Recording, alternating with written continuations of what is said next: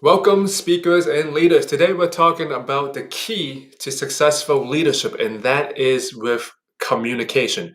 Now, today we have with us Russell Douglas, who is a serial entrepreneur and investor. He's recently named in the list of 100 most influential British entrepreneur and one of the most influential figures in technology today. He's the founder of SBN, Scotland Business Diaspora Network, with members in 74 countries. So I just want to say, Russell, thank you for being on with us. Welcome. How are you doing today?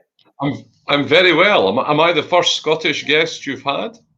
I believe so. Yes. So yes. That's amazing. So Russell, let's get down to it. Why is communication crucial for leaders? Um, I, I think that the key with communication is that we're human beings, and that's the way that we get things done. Particularly for leaders, we have to communicate well because what we're trying to do is to get everyone to understand what our vision is. We have to explain where we're going and why we're doing it, and communication is the best way to do that. We also can use communication to tailor it for different audiences so that everyone gets the message. Yeah. Russell, can I ask you, as a leader yourself, what kind of communication challenges have you dealt with and hopefully get better at? But personally, I would love to hear from some of your own communication challenges and things that you had to work on. Okay, so I've taken a unique approach to education, which is I've tried to do everything wrong. So I've discovered in my career by doing things wrong, I sort of work out how to adapt and how to improve and how to. So if I think about the level of communication I use, verbal, written, social media, podcast, anything, and in different languages, it's all about understanding the audience. So on this particular call, for example, I am speaking into the US, so I am speaking more slowly and I'm trying to pronounce more can be understood. I'm also thinking about what does this audience, how can I help the audience? How can someone listening to me take something away? So I'm thinking about the fact that this audience is probably entrepreneurs, business leader, people in business, and they're trying to achieve their objection. And what I want to say to you is keep trying different ways to get your message across and put checks and balances in place to ensure that people have understood your message. We always keep on forgetting, and your job as a leader is to keep on telling us what your vision is and how we fit in and how we can help you achieve that. Yeah, Russell, you talked about getting people to understand or double checking to see if they understand. Easier said than done, but what are some ways do you think we do that to check if people can understand? So once you explain your message to someone, get them to explain it back to you in their own words. That's the best way to do it. Get them to write about. So if you think about a company vision, it's not enough for me to say our company vision is this and everyone agree. I need everyone in the company to explain the company vision in their own words, using their own style, and that way the message starts to embed in everyone. Hmm. Russell, when you talk about vision for the organization, can you walk us through examples of how do you get others to try to be on the same page on your vision? Do you say it once at the beginning of the year? Do you repeat it over and over? Like, how do you try to get it to stick with Really, your people? really easy. I repeat it on a continual basis. It is the single most important thing I do as a leader is to remind everybody where we're going. The single most important is every day to remind people where we're going. Second is to remind everyone why we're doing it. And third is to make sure that everyone understands how they fit in to get us there. So number one's the vision, number two is the why, and number three is how we all contribute towards that. But Russell, I'm going to get a little bit more simple. How do you actually do it? Do you do it in every single meeting? Like, do you just say, "Here's where we're going today"? So for some people, they're just thinking like, where and when. Do I just say it all the time? Do I do it in my email? Like, how have What you like done it? what I do is every message I put out, I ensure that some element of the vision is part of that. So, for example, I wrote an article for a newspaper that was published today. And as part of that article, I talked about building a successful board. And within that, I used an example of the vision I have for my company. I also regularly use social media, particularly LinkedIn, reiterate the message. I continually I use my own language, so I'm trying to build a global Scottish community. So I'll keep on telling people why that's important. I'll also share content by other people that reconfirms why this vision is important. I'll share television programs about why linking Scotland together around the world is important. I'll share case studies whose businesses have benefited because they're linked into Scotland. So the underpinning of all messages is to match in with the vision. Mm. And this is interesting. We started talking about the vision. Is it usually should it be a long one or should it be like a simple sentence, a few bullet points, or how's that like? So the vision should be simple, easily understood, and magnificent. So Hmm. by magnificent, I mean it should be world-changingly good idea. It's not a fixed stream of words because that would be boring if we kept saying the same thing. It's a continual reinterpretation of it. So, for example, if we look at the one we mentioned there, which is I have a company which links together Scots around the world. So the vision for that organization is to build the largest network of human beings in the history of the planet who are linked together through belonging to one nation. The way I will do that is I will appoint ambassadors to every city in the world, and I will link the entire network together on a new social media platform.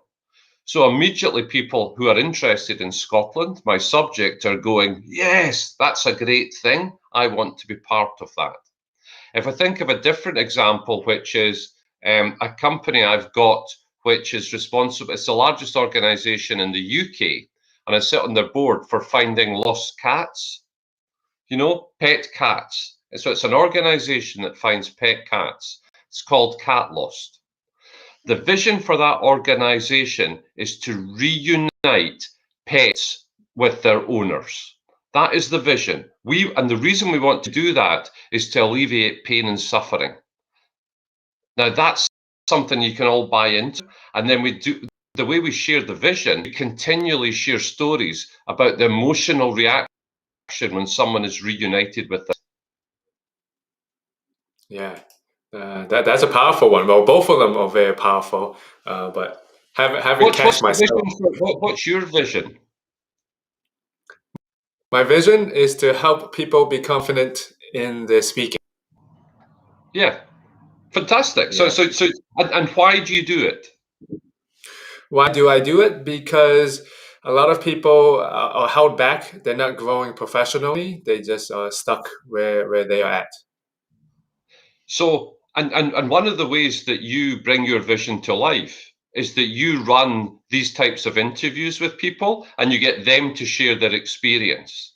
And what's fantastic here is the bravery because you're reaching out to people you don't know across the world and you're asking them as a favor to appear on this show and to answer your questions. And that bravery is inspiring. But at the heart of it all is this burning desire you have to improve the way we communicate, which is fantastic.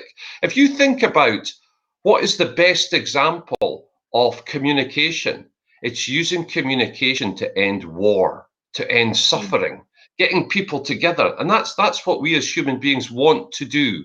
We want to alleviate suffering more than we want to gather power. Yeah, and thank you for saying that, Russell. And we're so glad to have you on. Since you're talking about ending war, okay, let's say in business, let's say someone in your team does not agree with you and your vision or your ideas and your plans. How can you get someone who, even though you're working in the same company, colleagues, how can you best communicate with each other so you guys get on the same page? So what you need to do is what I would do is I would sit down with the individual. And if I pretend you're the individual that doesn't agree with what I'm doing, I would sit down with you and I would say, Kit, you're an important member of my team. I want you to help me to get better at what I do. Can you please explain to me what it is that you think I'm doing wrong or what you don't like about my plan? And then I shut up and I listen. And I listen until you've got it all off your chest. And then we go through the items one by one. And by showing that I'm listening to you and I'm identifying you, I mean, I get the benefit that you get back on board, you agree with the vision, but also I might learn that I've got to change the way that I'm expressing my vision because it might not be right for you and it might not be right for other people. So, for example, if I'm trying to link together Scots all over the world, then people who are not Scottish might feel threatened or might feel annoyed. So, I've got to do it in such a way that people don't feel those ways. But the way I learn how to do it is I sit down with people who are English or Welsh or Argentinian and I listen to what they think about it. Yeah. Russell, that's great. You know, if more people are just doing what you're doing, just sit them down and ask them, Uh-huh.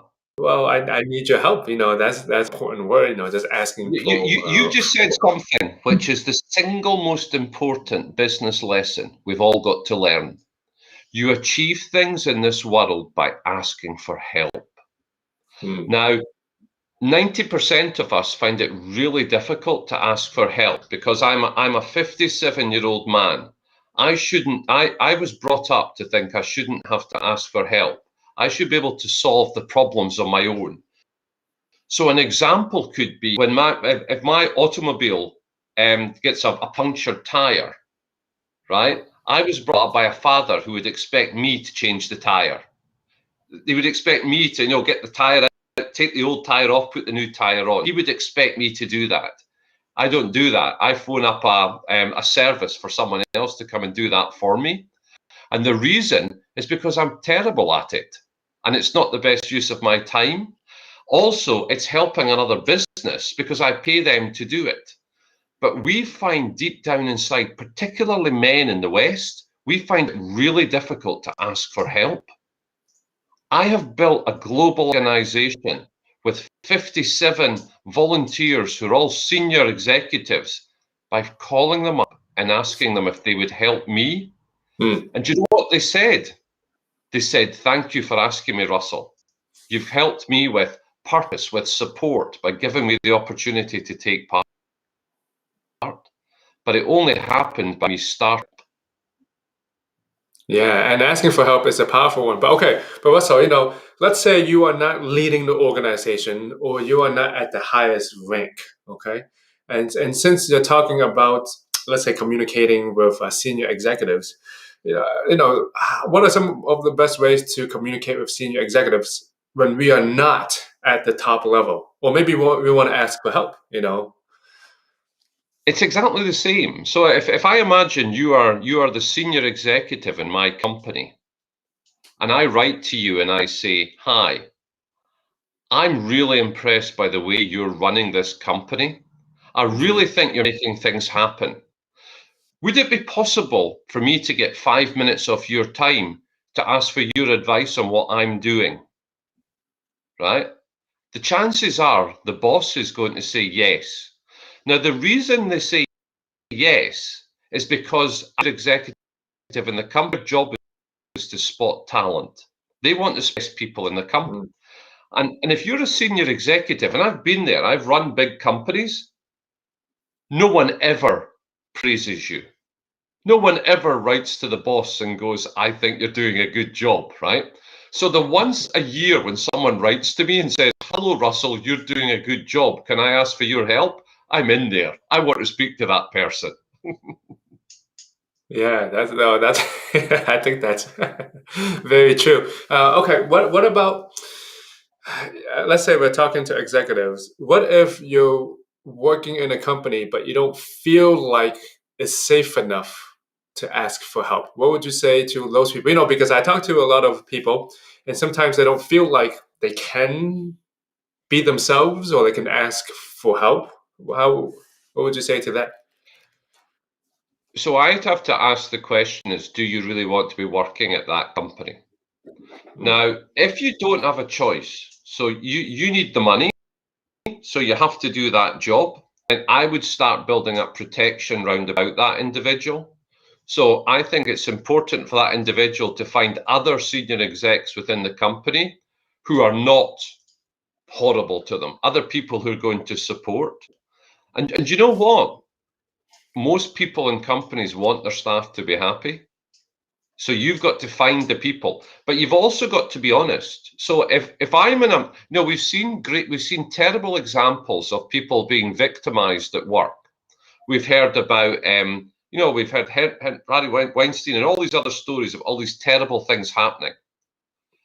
If you or I worked in a company and we heard that something like that had happened, we would find that unacceptable and we would make a stand. Because you and I have a mm. high moral framework that says that's not acceptable. I don't care if you fire me, that behavior is not acceptable. And you'll be amazed at the number of senior people who will be shocked if they discover a junior person at work is being victimized, and they will insist it's addressed. And let's face it, like, life's too short. You cannot have companies with bad cultures and people to stay there. They must leave. Yeah, I'm gonna say right now, so I feel like a lot of people listening to this will probably want to work for you. Even just hearing how you communicate seems like a great culture. Uh, Well, if anyone's got a good business plan there, just send it to me. and let me ask you this, Russell. Let's take it from two perspectives. What do you think the ideal person can do if they want to rise up in the organization? How would they best communicate, or what should ideal way? Okay, if someone is just starting off. Of course, they're good at what they do. Okay, they're good at what they do. But if they want to rise to the top faster and faster and faster, what do you think are some ideas that you have that you can give them? Well, so we as human beings have a problem. We're absolutely and totally obsessed with ourselves. That's who we really care about, because we spend every minute of every day with ourselves. I'm stuck in Russell's all the time, right? So what happens is we can find it quite difficult to see the world from the other side. So if we imagine you and I are in a company and you're my boss and I want to get on, I have to try and imagine, what are you trying to achieve? So even if we look at this call at the present moment, you are hoping, I would presume, that I'm going to be a good guest. And by a good guest, that means I'm going to say things that your audience are going to identify with, but also I'm going to turn up on time. I'm going to be ready, right? That's because I'm a host as well. The single most important thing is the person turns up on time, right? That's what we really care about. So I've got to imagine, what are you trying to get out of this call? And then I tailor what I'm doing to help you. Now, when I'm working for a company, if I understand what the board of the company is trying to achieve, it gets me the opportunity to perhaps come up with some ideas that I might be able to suggest to senior people in the company. This is worth considering. It depends how hierarchical the company is, because sometimes it can be viewed as negative if you go over your manager's head to someone else. But trust me, companies today are based on the intelligence of their staff. And the companies want their staff to put forward ideas and come up with new initiatives, come up with new ways to solve problems. That's what the company wants, and it wants to encourage that. So you have to do that because you have to be visible. If you're working in a big company, you're not visible to the board.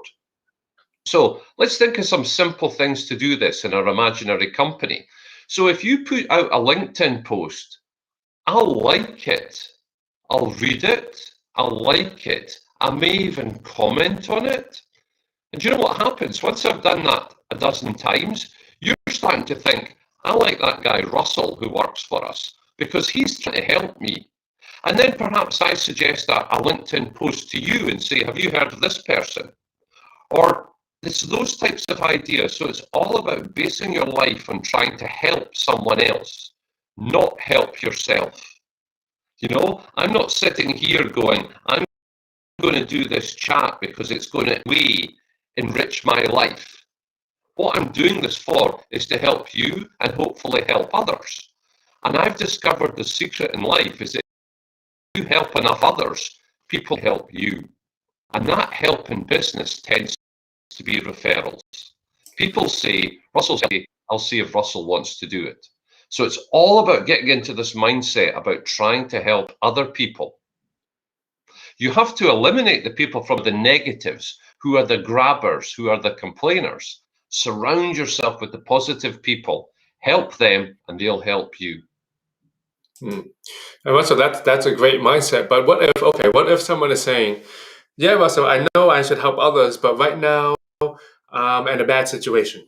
I don't have this, I don't have that, or I have this challenge, I have this big problem, and you're telling me I need to help more people. I need to help myself. Yeah. What would you what would you say to people like Well, that's so I would try to understand what that person's problem is. So basically, I would give them the same advice, but I say, well, what is your problem? Go, look, Russell, I need to earn more money. I need you to pay me a higher salary, Russell, because I need the money. And I'm going, well, that's interesting. I can't afford to pay you more money, but what else would you be willing to perhaps do a side project with me? Or I tell you what, if you could help me land a couple of big deals, I'll pay you a bonus. So it's the home in on what the problem is and not what the perceived problem is. So if someone comes to me, that idea about wanting paid more, they want a higher salary, standing not that fact, but what do they want to do with the money? So someone could come to me and say, look, Russell, I've got to earn more money because we're starting a family now. And I'm going to have to get a bigger house and I'm going to have to get my kids looked after well, and my wife's not going to be able to work. So I'm going to need more money. And I'm going, great. Well, let's work out how I can help you make more money by you doing more things in the company. Or perhaps you could work a bit harder, or I could put you on business that's more challenging because you've got a real drive to make that money. So it's understanding the other person. What are they trying to help them do it? And trust me, if executives were left going, I'm not paying you more money, go away, but didn't ask the why the person wants more money. And if someone says to me, I want because the world's not fair, I'll say, well, I'm sorry, that's the way the world is. Getting more money for the sake of it's not the deal. It's what you want to achieve with it. I had a problem with someone and they had very high debts. So what they wanted was me to pay them more money because that they had to pay off. Instead, what we got was their debt advisor who restructured all their debt so it turned into a smaller monthly payment over a longer period of time. Didn't have to pay. I helped them solve their problem. And you know what? They were a brilliant member of staff as well because they told everyone what a good company we were helping them solve this huge problem. Wow. I liked how you talked about the perceived problem and maybe the bigger problem that's beneath that. And it always goes back to asking why. Russell, I've been enjoying this conversation. If people wanted to connect with you and what you do, where's the best place to go?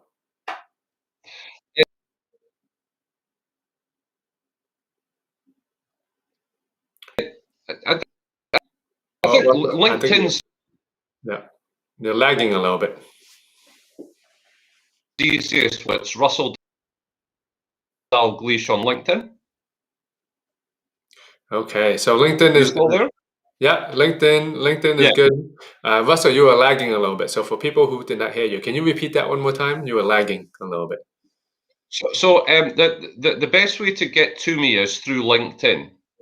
I tend to respond to LinkedIn messages fastest. I'm also on Twitter at Russell at Exalta. Uh, That's great. Also, I've been really enjoying this conversation with you today. Just speaking with you, I feel like you are full of wisdom. It's you know what you're doing, and I know our audience is loving what you're saying. Okay, you might be laughing because you're like, kid, I don't know what I'm doing. I'm figuring it out. I can I Uh, can hear my wife in the next room when you said I'm full of wisdom. Russell, before we end it off for today, any last words about communication or leadership? This is a big topic, but any last words The, for today? the best book I've ever read on the subject was written in the 1930s, and it's written by Carnegie, and it's called How to Win Friends and Influence People. It's a terrible title for a book, but it's a brilliant book. So I would advise anyone to read that. Yes. So everyone go pick up that book and connect with Russell, because if you enjoyed what he's talking about today, you need to be able to connect with him. Russell, I want to say thank you so much for taking the time to share with us your experiences and your wisdom and advice for us today. I just want to say thank you once again. Thank you. And thank you to you for all the great work you're doing helping others. Thank you now. Thank you. And everyone have a good rest of your day.